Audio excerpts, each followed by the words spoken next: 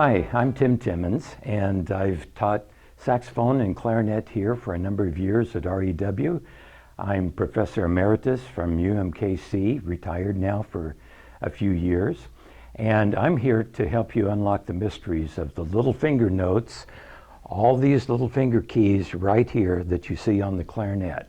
And if you like puzzles, you're in luck today, because this is like working a puzzle in a way. And you'll see what I mean as we get started here. When we have all these little finger notes and they run into 3 or 4 little finger notes in a row, then you have a problem if you have an E flat or D sharp in the harmonic spelling, or in the low register it could be A flat or G sharp in the harmonic spelling of each note. So I've written several examples here on the board that I thought we would try to work through together. If you look at this, there's only one note, one key fingering really, that governs how you use all the rest of the little finger notes.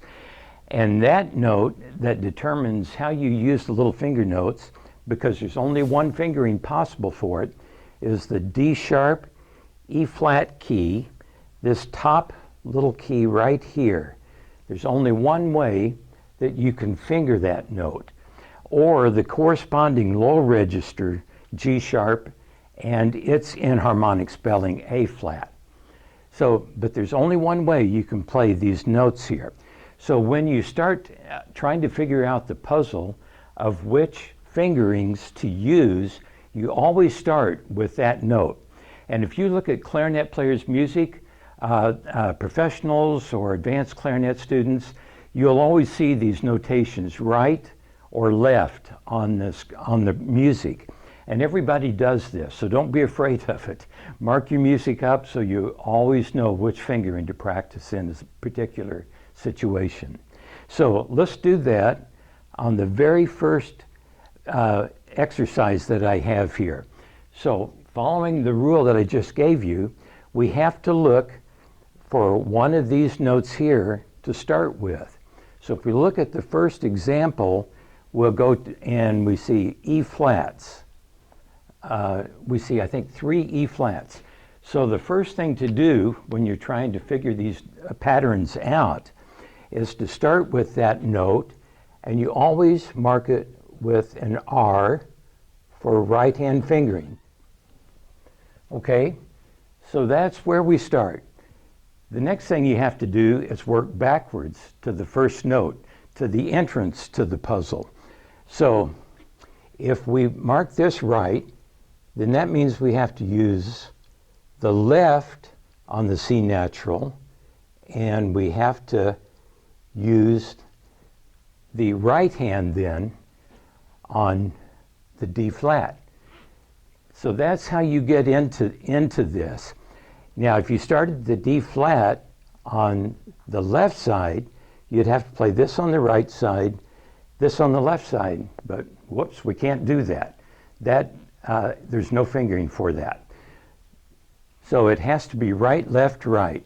So if we go on through doing the same thing, here's E flat, and if we've already got that one marked, and here's E flat, so we have to finger this D flat on the left-hand side, and then we finger the C here on the left-hand side, and right for that last D flat.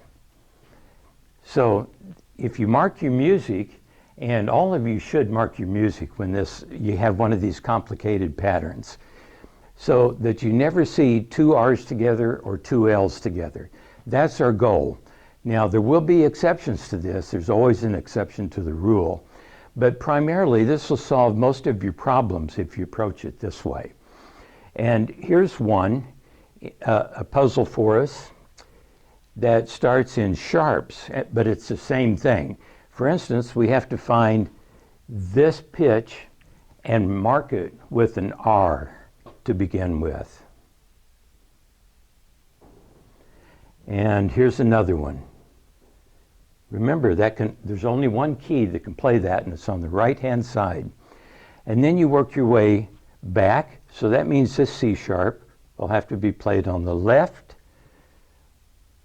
Excuse me, that's an A sharp. Okay, so we'll start with the D sharp and we'll go forward from here. Then this B sharp, or inharmonically C natural, would have to be played on the left. And this C sharp has to be played on the right. And you can see right away we have a bit of a problem there. So we'll come back and talk about how to solve that in a second. That means we'll play this C sharp on the left.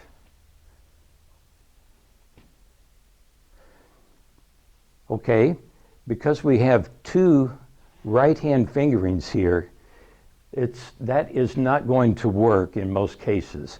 So what we need to do then is start with this D sharp and try to work our way back from that and see what we have.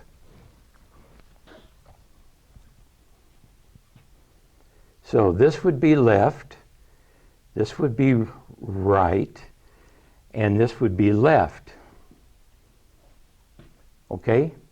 Now the problem should be solved that way.